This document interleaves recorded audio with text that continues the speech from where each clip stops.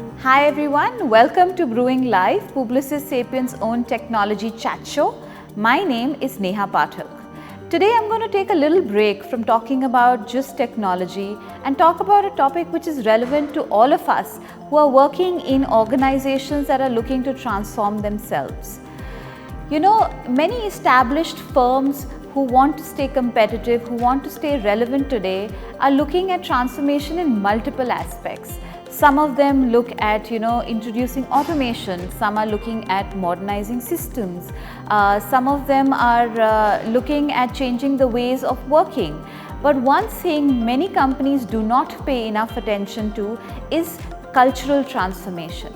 Now, to talk about this topic of what role does culture play in the transformation of an organization, I have with me our Global Chief Talent Officer of Publicis Sapiens, Kameshwari Rao. Welcome, Cams, to the show. Nice to be here, Neha. Thank you for inviting me. So, Cams, as a people leader, what does organizational transformation really mean to you? See, when you think about transformation, the way I define it, I guess, for myself, it's not about making small incremental changes, it's about forging a whole new path. Now, if you look at what you just said, which is, in the context of where we are in the world today, which is, just there's so much change that's happening, there's technology changes, there is the kind of audience that we have, all of that is changing. Our clients are changing, what they are asking of us is changing. In that context, if we don't change who we are, how we think, what we do as a people, I don't think we can actually transform as an organization. In my mind, when you think about organizational transformation, while all of these things play an important role in it, I think changing our people and changing the culture of the organization is a very, very big part. And rather than coming last, it probably needs to come first as you think about transforming ourselves. Cams, I've heard you say this, that culture is a choice. Right. What do you really mean by that? Could you elaborate? I'll take our company as an example because to me, it's about not letting things just be, but it's about making a deliberate attempt to change who you are, right? That's why I said I believe that culture is a choice.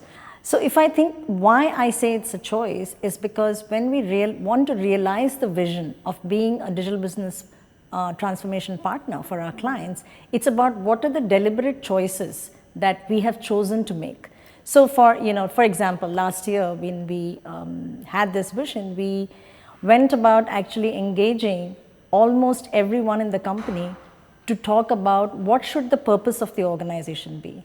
We actually took inputs from more than 2,500 people directly and indirectly on what should be the values that will help us actually achieve transformation of ourselves to be able to enable our clients, right? So I believe that when an organization is spending time not just on thinking about it, it's about engaging the audience in that conversation and then, now making the deliberate attempt to make the shifts that we need to make, it will get us to where we want to be and it will transform us as an organization. And therefore, I believe it's a deliberate choice that we need to make. Our culture at Publicis Sapiens has been really well known, for all of these years. We've had case studies in Harvard and Yale on our culture.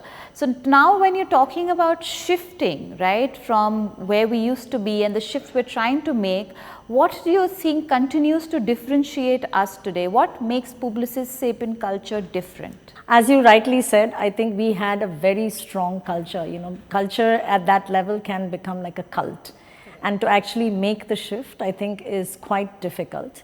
And that's a journey that we've embarked upon. It's not something that will happen overnight because we actually almost have to rewire people and their heads around it.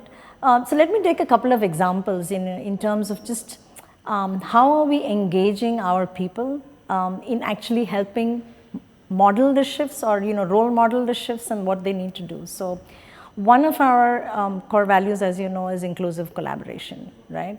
So if I were to give you an example of how we involve the people to actually think about it in a way that not only internalize for them the definition of that in terms of the behaviors, and also sort of make it happen.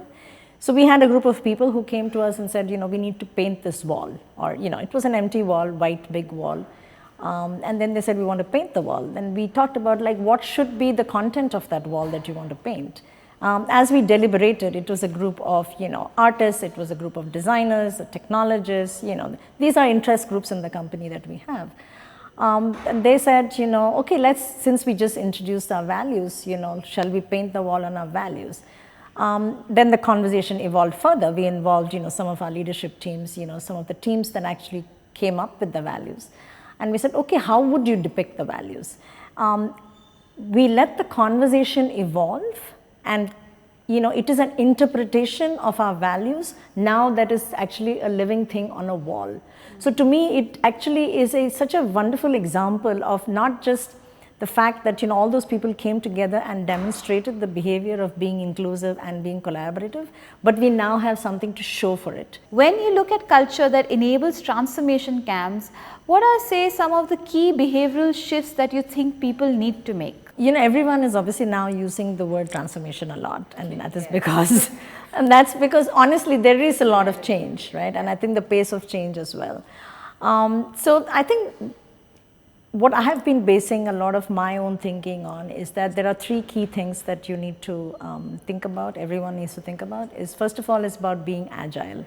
So it's not just about, when you say agile, it's not just about being fast, but it's about being fast, experimental, and sort of keep on doing something, right? So for example, instead of trying to roll out a 12-month plan, can we make it a 1-month plan? It's like that fast, right? So you experiment, you see it in a pilot, you see how it works, and then sort of make the adjustments and do the next iteration. So it's a little bit about being agile. The second thing that I think people need to think about and need to constantly be aware of is learning. Everything is changing, the technologies are changing around us.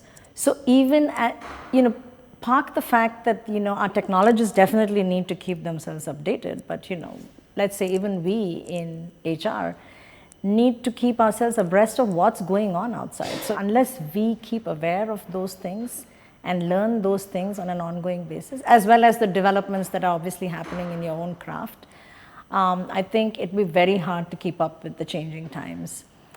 And last but not the least, I think is about having a design mindset. We've talked about collaboration, and I think that's everyone understands the need for that. But when you think about it in the true spirit of having a design mindset, it's about no one person now can actually have the skills or the crafts or the capabilities to develop any solution on their own.